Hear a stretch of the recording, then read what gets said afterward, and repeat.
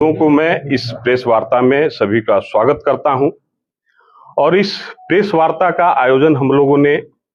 बोकारो के विकास में अपना एक पहचान और महत्वपूर्ण योगदान देने वाले बोकारो स्टील प्लांट के विस्तारीकरण में जो विलंब हो रहा है, उस संदर्भ में बोकारो के विभिन्न समाज के लोग क्या अपनी भूमिका निभा सकते हैं, क्योंकि हम जानते हैं कि आज 50-55 साल बोकारो का स्टील प्लांट का इतिहास हो गया। 1.7 मिलियन टन से प्रोडक्शन से स्टार्ट हुआ और आज जो है हम लोग 50-55 साल में 5 मिलियन तक पहुंचे हैं। हमसे बाद में जो प्लांट स्टार्ट हुए, जो हमारे तुलना में कहीं नहीं थे, वो आज हमारे बराबरी में आ गए। पर बोकारो स्टील प्लांट का उत्पादन क्षमता एक हर्ष आ गया। अभी की जो वर्तमान में मोदी जी की सरकार है, उन्होंने जो 2017 में राष्ट्रीय इस्पात नीति ला करके सेल के उत्पादन क्षमता को 50 मिलियन टन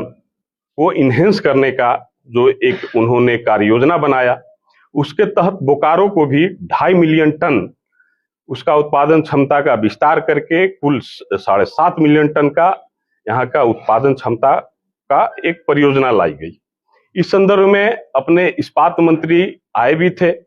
पिछले जनवरी के माह में, और उन्होंने सार्वजनिक रूप से घोषणा की कि बोकारो में 2.5 मिलियन टन का विस्तारीकरण, जो कि 20,000 करोड़ रुपया से अधिक का एक निवेश किया जाएगा, जिसमें 2,500 लोगों का एक प्रत्यक्ष रोजगार, 10,000 लोगों को अप्रत्यक्ष रोजगार मिलेगा। तो कुल मिला के बोकारो वासियों के मन में एक बहुत ही ऊर्जा आशा का संचार हुआ, क्योंकि बोकारो का उत्पादन स्टील प्लांट का 10 मिलियन टन हो, ये हर एक बोकारो वासी का सपना है। आज मैं भी 30 सालों से समाज में काम कर रहा हूं, यहाँ पे उपस्थित अपने वरिष्ठ जन भी उससे भी अधिक वर्षों से समाज में काम कर रहे हैं। तो यह सपना है, और जब 7.5 मिलियन टन की ओर हम लोग अग्रसर हुए तो हम लोग को लगा कि नहीं, एक बोकारो का सपना साकार हो रहा है। और उसका जो है फाउंडेशन, उसका प्रारंभ करने का एक समय जो था पिछले अप्रैल मई में ही था, पर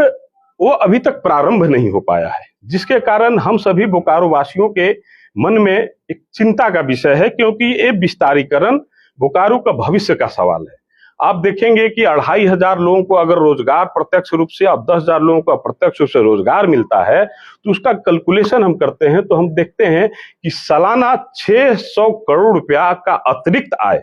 बोकारो में लोगों के पास आता है। और वो जो है बाजार में जो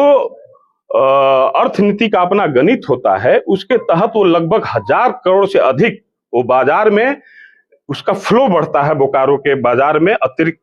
पूंजी के रूप में। तो समझ सकते हैं कि बोकारो के विकास के लिए कितना महत्वपूर्ण है। साथ साथ केवल बोकारो के विकास के लिए नहीं, झारखंड के विकास को भी इससे गति मिलने वाली है। और हमारा जो सपना रहता है कि झारखंड जो है एक अग्रणी राज्य के रूप में भारत में जाना जाए, तो वो सपना भी साकार करने में बोकारो स्टील प्लांट का विस्तारीकरण बहुत ही सहायक है। तो उसके साथ साथ जो बीजीएच को हम लोग लाइफ लाइन बोलते हैं,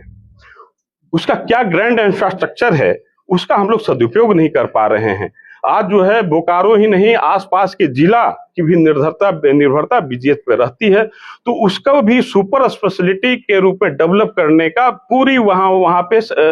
पे स्कोप है। तो हम मैनेजमेंट से, बोकारो की जनशक्ति के माध्यम से, समाज के हर एक तबके के माध्यम से, यहाँ के व्यवसायी वर्ग हो, यहाँ का विस्थापित हो, यहाँ के कर्मचारी हो, यहाँ के फुटपाथ दुकानदार हो, यहाँ के झुग्गी झोपड़ी हो, यहाँ के ग्रामीण जनता हो, यहाँ के हर एक तबके से सहयोग से हम लोग एक निर्णय आज लिए हैं कि एक महा हस्ताक्षर अभियान हम चलाएंगे।